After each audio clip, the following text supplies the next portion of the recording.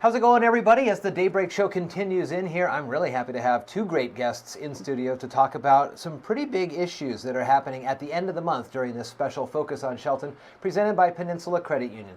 Chief Beason and Sheriff Salisbury, how you doing? Good. Great. How are you, Jeff? I'm well. Thanks for being here. And this is an important topic because at the end of this month, some new laws are going to go into effect to the state of Washington and could have impacts on how you two do your jobs.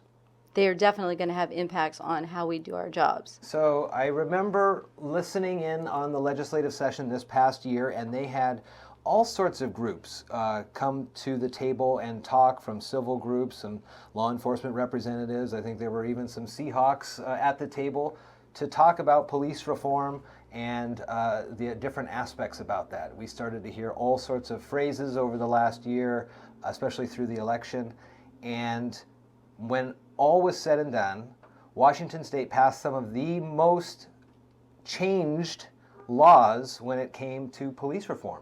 And so now you guys have to kind of figure out what those law changes are going to mean to your jobs. Exactly. So let's go through some of these. So, Jeff, next week is going to be 6 months since I've been here. Yeah. And one of the things that has been such a great part of the time that I've been here is not only the relationship that I've been able to establish with the sheriff's office, but learning what a great relationship our officers, both in the Shelton Police Department and Mason County Sheriff, have with our communities here and how well supported law enforcement is here. Mm-hmm. And part of the reason I wanted to have this chat is because I know that's because our officers in the county and in the city, they do a great job of taking care of serving this community and keeping it safe.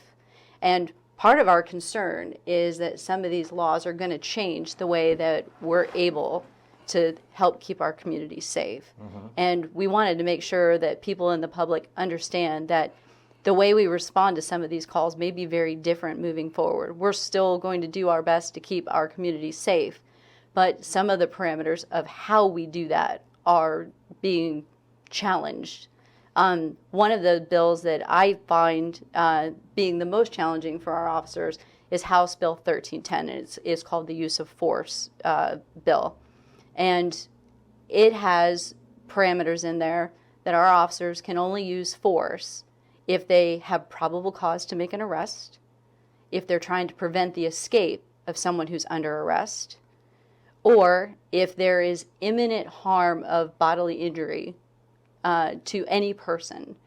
And those are the only circumstances that, under the way we're reading it right now, that officers are going to be able to use force. Mm-hmm. And part of what makes that challenging for us in law enforcement, trying to figure out how this is going to apply to us, that we tend to go to a lot of calls that are not necessarily criminal in nature. One of my favorite things about cops is that we are problem solvers. We go out there, and if somebody's got a problem, we're like, hey, what can we do to fix this? But we don't necessarily always stop to ask ourselves, is this our problem to solve? So we end up taking up a lot of stuff that are not necessarily our calls. We should be putting bad guys in jail and taking care of criminal matters. But we take on all this stuff because if you think about it, the only people that are on call 24 hours a day that you can pick up the phone and they'll show up are police officers. Yeah, you're calling, it could be dogs in the middle of the night, somebody just walking down the road. There's a lot of opportunities where perhaps other groups, maybe civil social worker groups. I know that's part of down the road on that. But yeah, you guys are forced to respond to a lot of things here. Right. And, in the history of the time I've been in law enforcement, I'm sure it's the same as you, we have primarily responded to calls of people that are in mental crisis. Mm-hmm. And we go to a lot of those types of calls. And the vast majority of them, there is no criminal behavior. Right. There are no imminent threats. Exactly. And now we're looking at these new laws and cautiously saying, well, is this something that we can still intervene on? I think the thing for us is it's going to look different on some of these responses for the community because the expectation is that we're always going to come handle this issue. When you have a person that might be having some type of a mental health crisis and they're walking down the sidewalk and they think that a wild animal is chasing him or something, people will call and say, you need to deal with this. Well, they're not committing a crime. They've always just depended on us to come out and check the circumstances or or find a place for that person or something, the person hasn't committed a crime. And under the way the new law is written, we have no lawful reason to make that approach. And then if something did happen after that, if something goes downhill after they've called us and we're there, the next question is why were you there? So we're being very cautious as to each one of these calls can look very, very differently. And that's what I want to make sure today is the chief and I are wading through this with all the other chiefs and sheriffs in the state of Washington, along with attorneys, that if we give you an exact answer on yes, we will do this or no, we won't, we could be wrong, because every situation when we arrive at something or law enforcement officers arrive, it's always changing a little bit in every circumstance. Is, well, what would you do if? Well, it's ever evolving when you're at the location.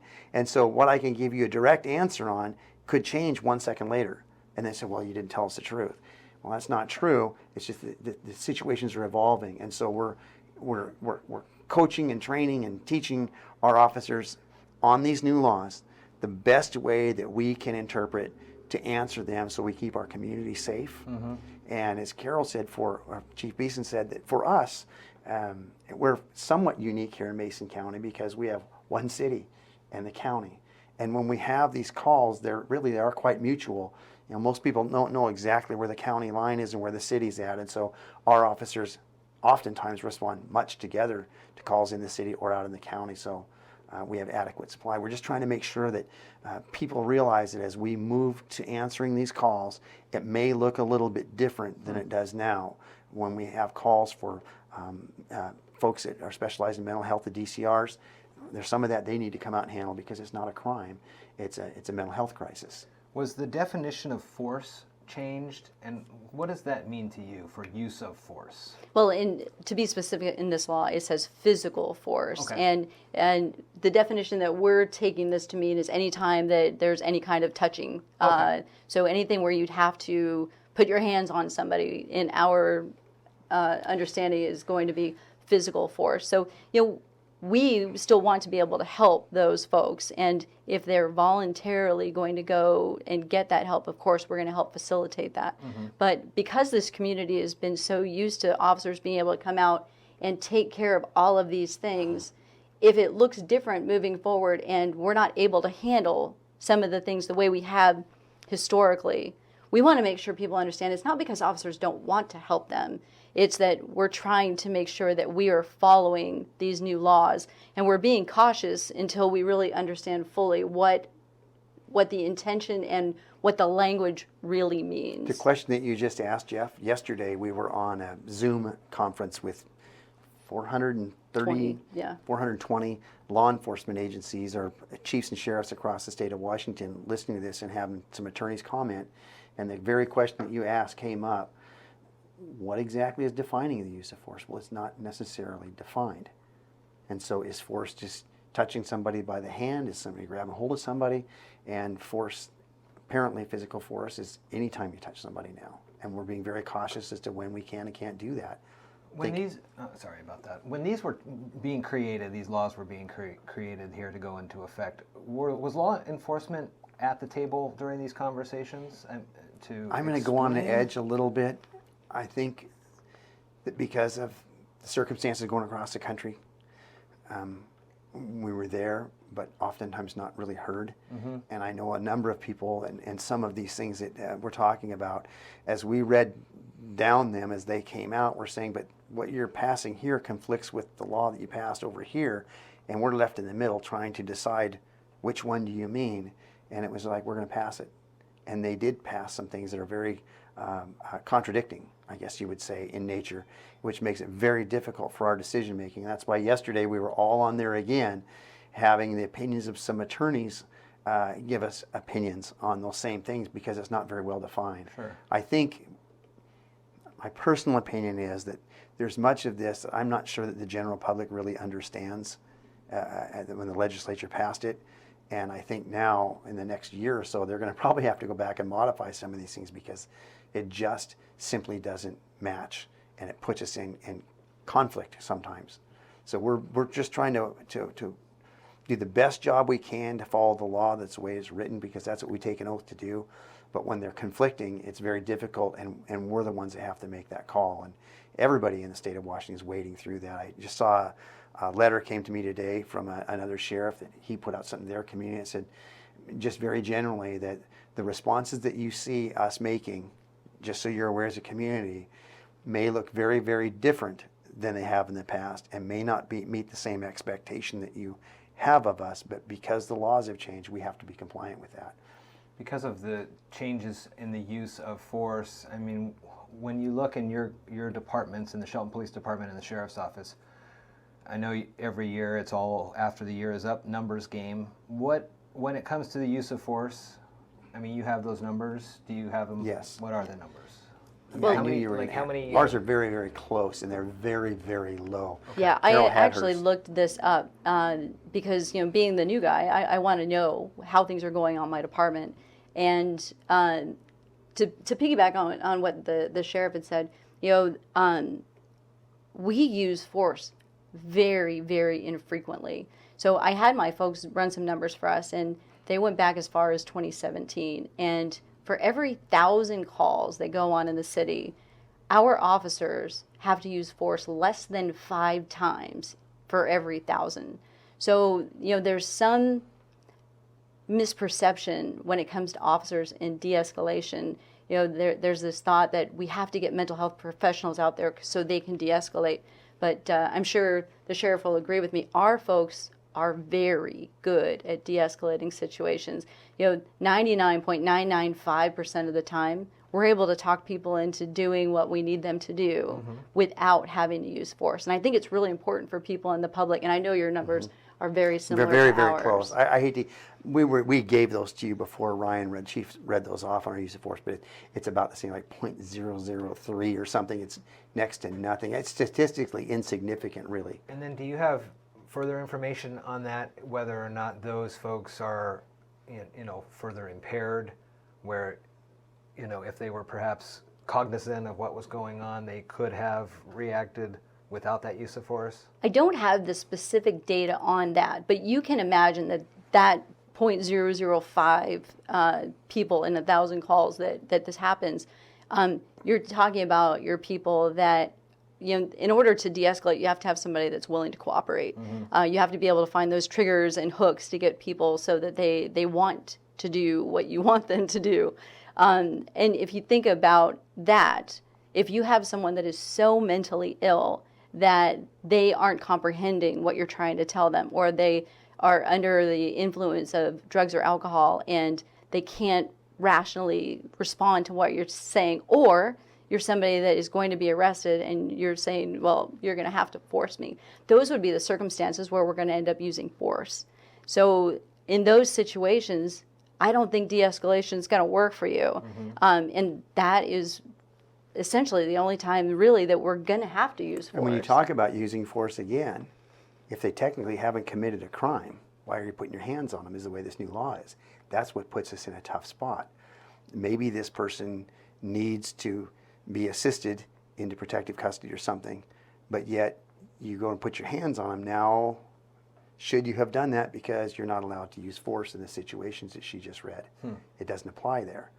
And so if we don't do that and we can't touch that person or whatever, and they continue to walk down the street, people are going to say, well, they didn't do anything.